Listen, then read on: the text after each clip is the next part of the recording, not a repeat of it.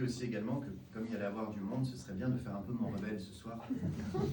Et vous savez qu'il existe quelque chose qui s'appelle un algorithme, quelque chose qui vient entraîner les gens toujours vers la même chose. Moi, actuellement, mon algorithme ne m'envoie que sur des attachements anxieux. Ça crée un stress. Je vous assure, c'est horrible. Parce que j'avais vraiment l'impression jusqu'à présent que la vie était un océan magnifique, un océan clair, merveilleusement joli, dans lequel on pouvait glisser nos pieds pour regarder un petit peu ce qui se passait.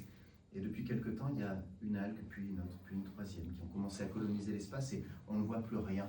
Et je sais que même moi, parfois, sur mon téléphone, je laisse l'algorithme d'un vague à l'âme choisir pour moi ce qui est bon, ce qu'il me faut.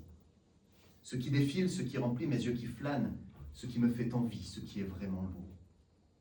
J'entends les sons assourdissants des temps passants, et je me sens plus vide encore qu'un puissant fond.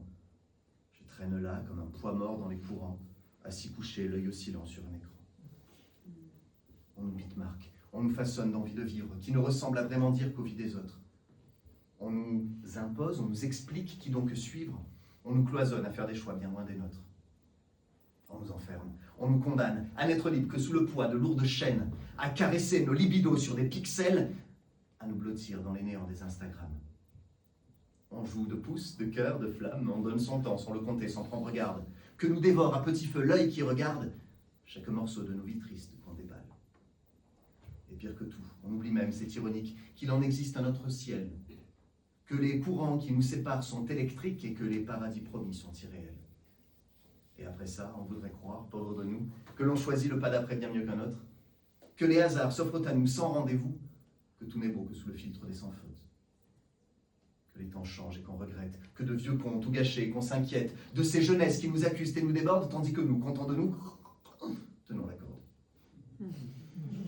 Il suffirait d'un petit rien et d'un sursaut, d'aller chercher le beau sur des chemins nouveaux, prendre le temps d'être un peu gauche et maladroit sans forcément chercher sans cesse un bel exploit.